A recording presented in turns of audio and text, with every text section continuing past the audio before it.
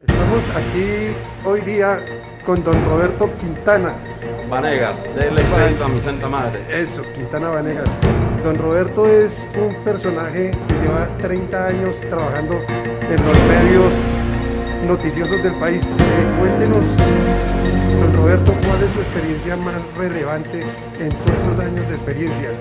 Bueno, primero permítame decirle a todos mis seguidores que fuera de ser muy inteligente soy una divina tentación. Como pueden apreciar, soy muy hermoso, muy lindo, muy bonito.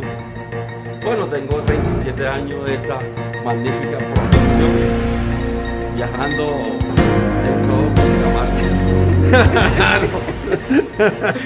No,